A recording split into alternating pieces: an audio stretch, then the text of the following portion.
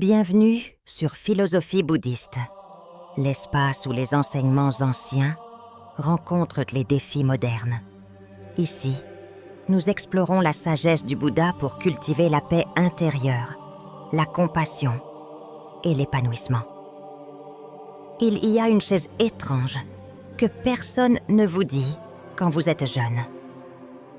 Le temps ne se montre pas comme un ennemi, mais comme un voleur silencieux.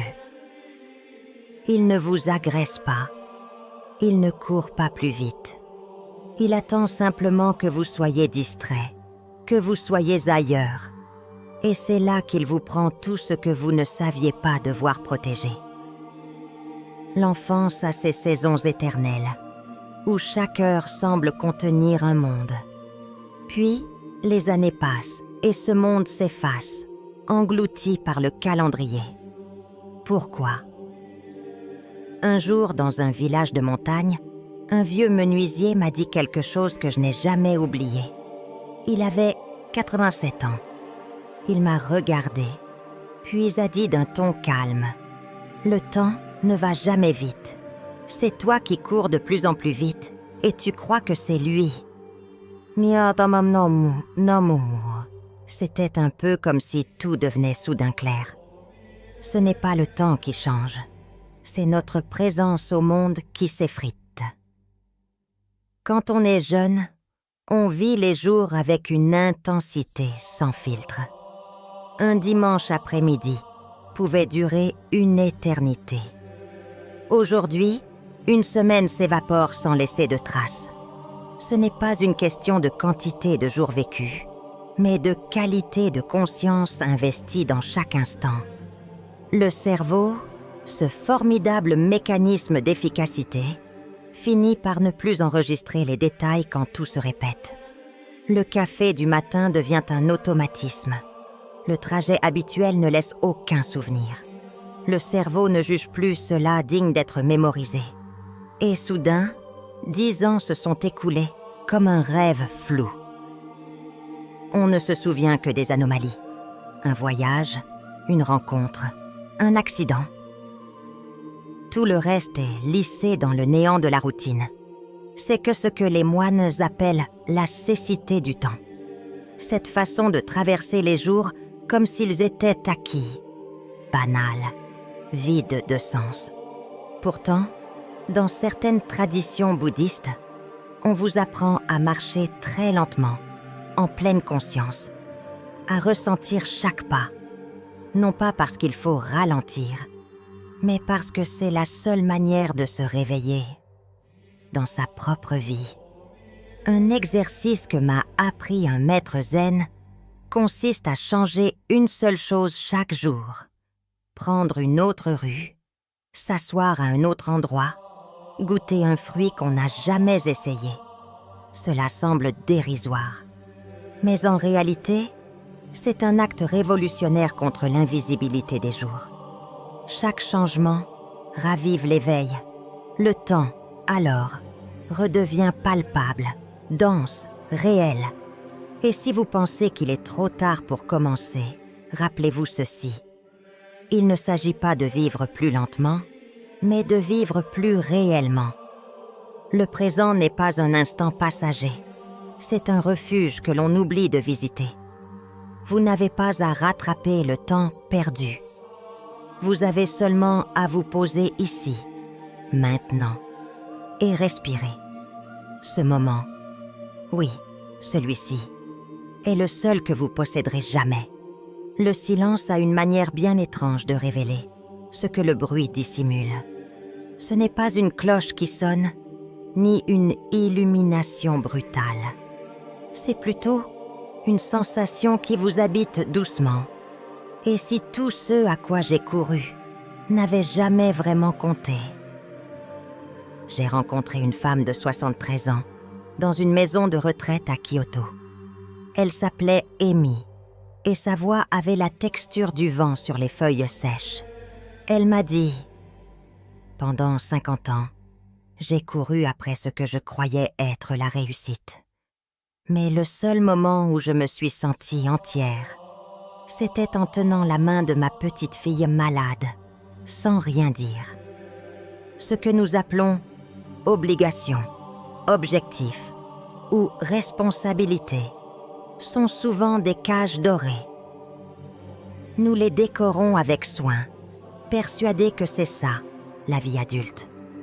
On court de rendez-vous en échéance, persuadés qu'en remplissant notre agenda, on remplit notre cœur. Mais l'âme ne connaît pas l'agenda. Le Bouddha parlait de la vision juste. Cette capacité à percer à travers les illusions de priorité. Il disait que le vrai travail, ce n'est pas de produire, mais de discerner. Car tout ne mérite pas notre énergie. Tout ne mérite pas notre attention. Les choses qui occurrent sont souvent silencieuses.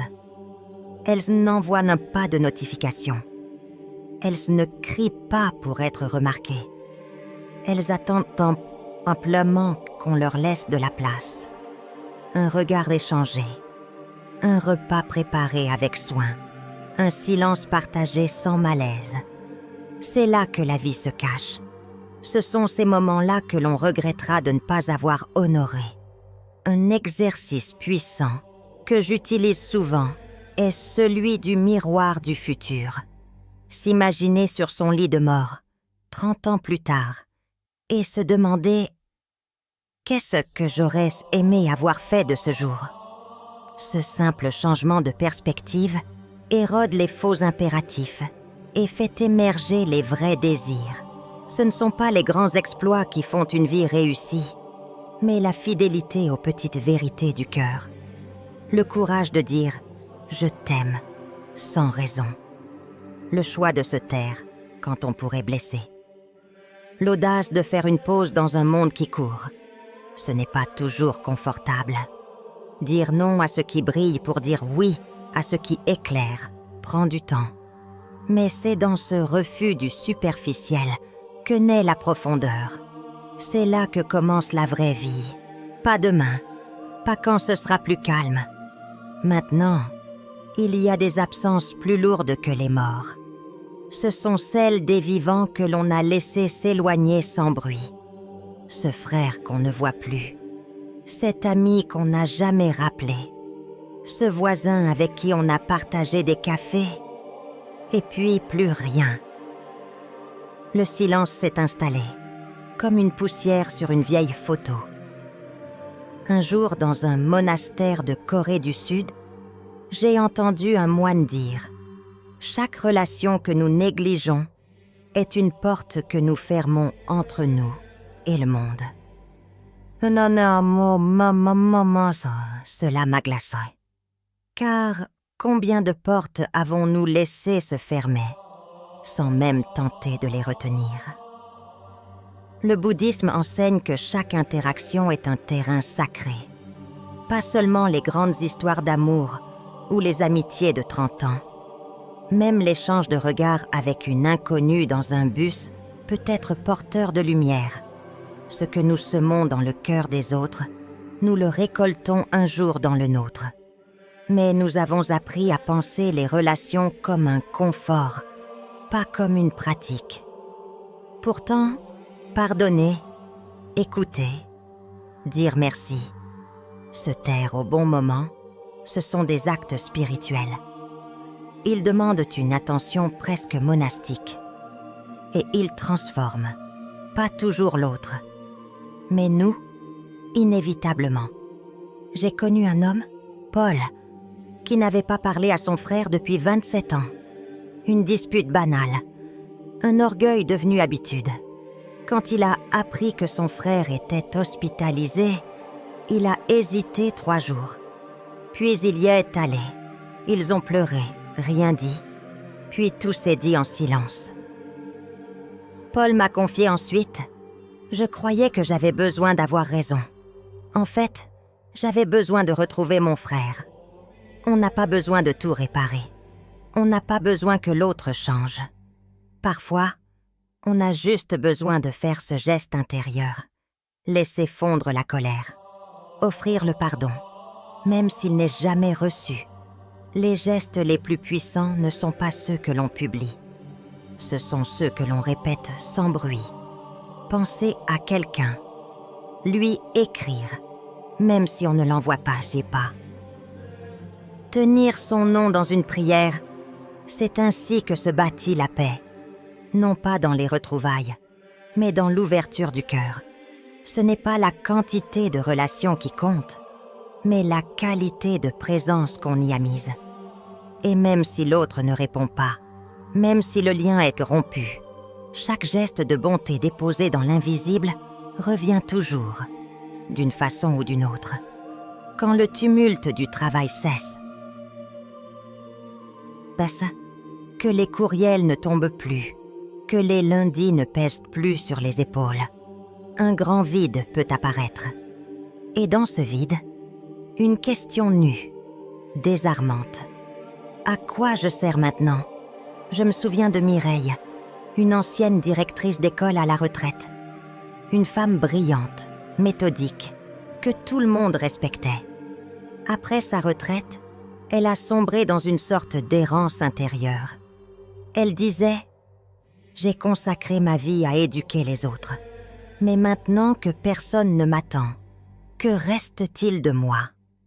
Ce que nous appelons retraite, dans le monde moderne, ressemble souvent à un arrêt brutal. Mais dans la tradition bouddhiste, ce moment est considéré comme un seuil. Non pas un effacement, mais une renaissance intérieure. Le dharma personnel, cette mission d'âme, ne s'arrête pas à la fin d'un contrat. Il se transforme. Certaines personnes trouvent ce dharma dans la transmission. Raconter leurs histoires. Offrir du temps aux plus jeunes. Simplement écouter. D'autres redécouvrent des gestes simples. Cuisiner, écrire, jardiner. Comme des formes de méditation incarnées. Ce n'est pas ce que l'on fait qui compte, mais la qualité d'être que l'on y investit. Il y a une sagesse dans la lenteur, une force dans la disponibilité. Et parfois, c'est juste la présence d'un aîné calme dans une pièce qui change l'énergie. Les anciens deviennent des piliers invisibles, non pas parce qu'ils savent tout, mais parce qu'ils ont appris à ne plus avoir besoin de tout contrôler. Et si vous ne savez pas par où commencer, commencez par la joie. Ce qui vous rend vivant, même de façon minuscule, est souvent une boussole. Ce n'est pas une fuite, c'est un retour. Ce n'est pas une retraite, c'est une veille sacrée. Ce moment de vie peut être celui où vous devenez le gardien silencieux d'un feu qui éclaire d'autres vies. Et cela, même si personne ne le voit. Ce n'est pas pour être vu, c'est pour être vrai. La plus grande œuvre que vous puissiez offrir au monde n'est pas dans ce que vous avez construit, mais dans ce que vous devenez. Et peut-être que votre plus beau chantier commence maintenant. Si ces mots ont trouvé un écho en vous, alors offrez-les à quelqu'un d'autre. Partagez ce feu, pas pour briller, pour réchauffer. Il y a un moment précis dans la vie où l'on cesse de se battre contre le miroir. Pas parce que l'on a renoncé à son reflet, mais parce qu'on comprend enfin que le corps n'a jamais été l'ennemi. Il a toujours été un compagnon fidèle, discret, souvent maltraité, rarement écouté, mais toujours là.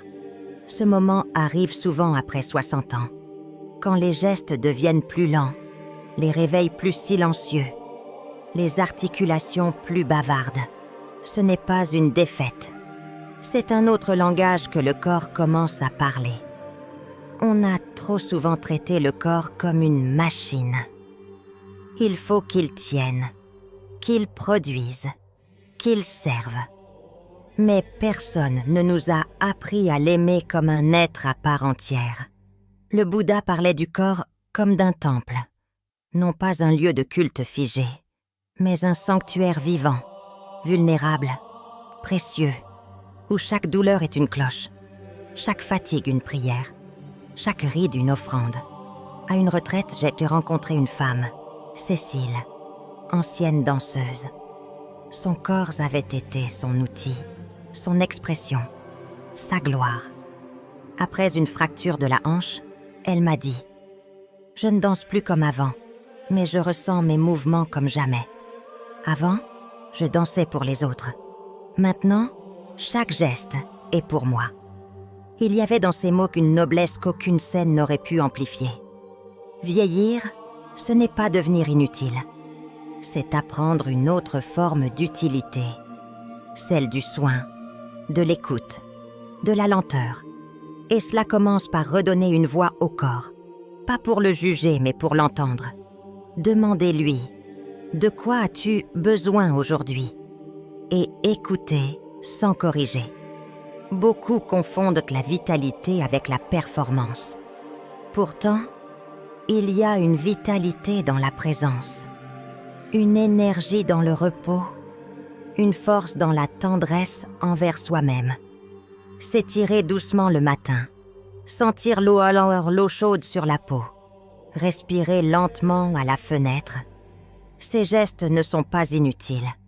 Ce sont des rituels, ce sont des offrandes, ce sont des résistances au monde qui exigent toujours plus vite. Dans le bouddhisme, il existe une pratique appelée Kayagata Sati, la pleine conscience du corps. Elle n'est pas spectaculaire. On n'y cherche pas à transcender. On y revient, simplement, à ses pieds, à ses mains, à sa respiration. Non pas pour fuir le monde, mais pour l'habiter pleinement. Et cela devient un enseignement profond. Votre corps n'est pas un obstacle à la sagesse. Il en est le premier véhicule. Et si vous sentez que le monde vous oublie, que la société vous regarde à peine, sachez ceci. Votre corps se souvient. Il se souvient des rires, des étreintes, des naissances, des douleurs, des guérisons. Il est un livre sacré que vous portez encore chaque jour. Offrez-lui du respect. Offrez-lui la paix. Un maître zen m'a dit un jour, « Le corps ne nous appartient pas. Il nous est prêté pour un temps. Et notre tâche est de lui rendre avec gratitude. » Alors, chaque fois que vous marchez, que vous mangez, que vous reposez votre dos contre un coussin, faites-le comme un acte d'amour. Ce n'est pas du confort, c'est du respect. Vieillir ne signifie pas se réduire. C'est une expansion dans un autre espace, celui de la conscience corporelle. Là où l'on ne cherche plus à contrôler mais à accueillir. Et dans cet accueil, une sérénité nouvelle peut naître. Une douceur que la jeunesse ignore souvent. Ce n'est pas une résignation, c'est une sagesse profonde.